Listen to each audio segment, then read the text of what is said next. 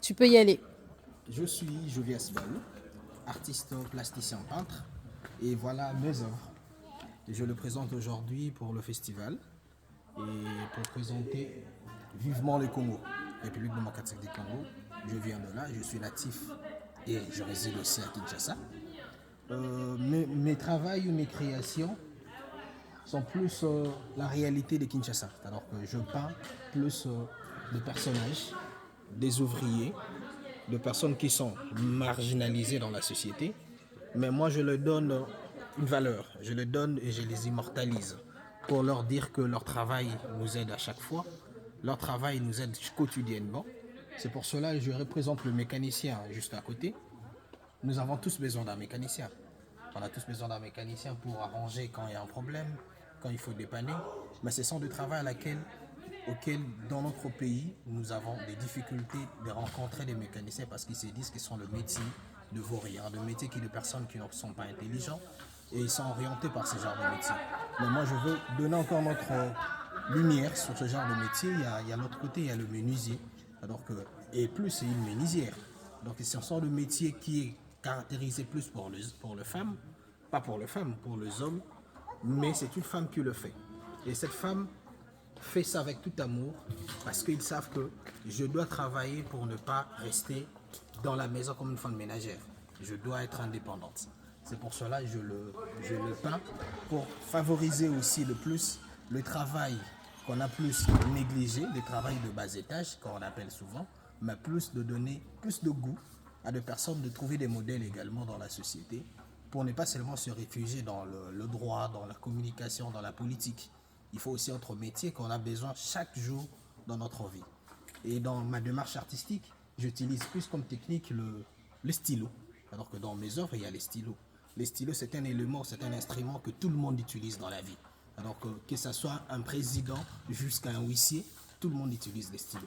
Et moi, je prends cet élément pour exprimer mes œuvres, pour valoriser ces travaux de chaque jour avec un instrument que tout le monde utilise.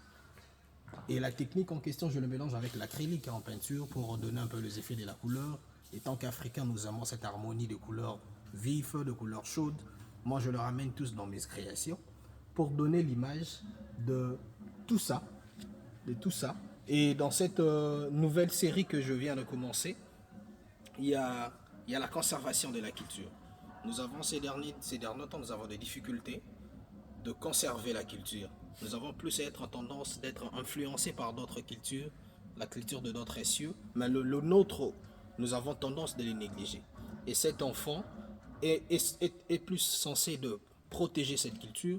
Auparavant, nous voyons comme sous forme, c'est un marchand ambulant, avec des aliments, avec des choses, mais ici, c'est plus qu'il marche avec la culture. Il les protège avec de l'eau comme élément de conservation, mais plus c'est de valoriser notre culture et de les pérenniser également. Parce qu'on a un problème, on peut le valoriser aujourd'hui, mais demain, il n'y a pas une continuité de génération. C'est pour cela qu'il a comme devoir, et nous, étant que jeunesse, nous avons le devoir de pérenniser la culture, et pour le pérenniser, il faut les connaître d'abord. C'est ça encore le plus grand défi. On a un problème de connaître qui je suis réellement, où sont mes origines et comment les défendre.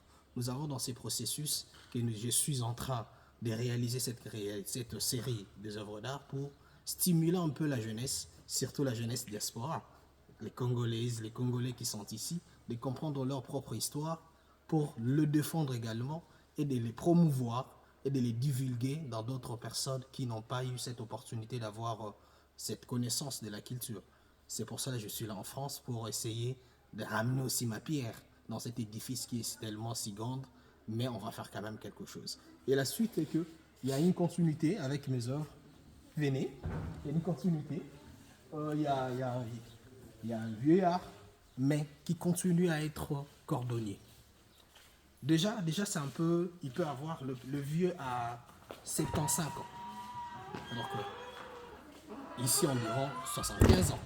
Donc il a 75 ans, mais il continue à faire son travail par passion et par amour. Donc il ne laisse pas influencer par la retraite. En Afrique, il n'y a pas de retraite. Alors que tu travailles jusqu'à quand tu sauras que ton dos n'arrive plus. Et lui, il continue, malgré il a des enfants, malgré des petits enfants qui peuvent le prendre en charge, mais ils se disent, non, je dois continuer à travailler.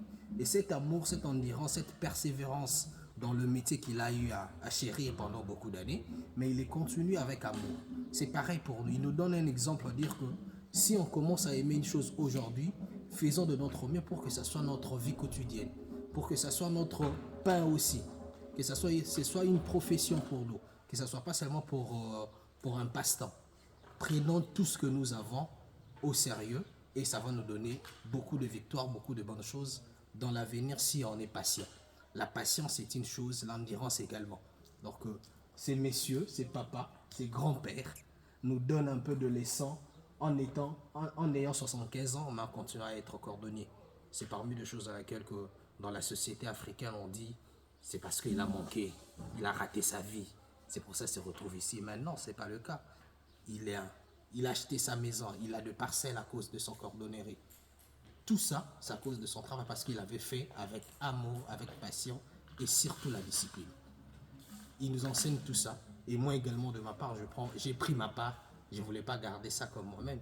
Je l'ai exprimé dans mes œuvres d'art pour donner aussi au goût aux autres artistes, aux autres jeunes, de comprendre que si on a le don, nous avons les talents. Les talents ne suffisent pas. Il faudrait rajouter autre chose. Il faut rajouter la connaissance, il faut rajouter l'endurance, la discipline pour arriver à nos objectifs. C'est pour cela que je continue de l'autre côté. Il y a cette transmission. Nous avons besoin de la transmission de la matière. Nous avons des difficultés parce que nous ne savons pas où apprendre. Nous ne savons pas qu'est-ce que nous devons apprendre. Et c'est ça notre grand devoir. Et le monsieur transmet la culture. C'est pour ça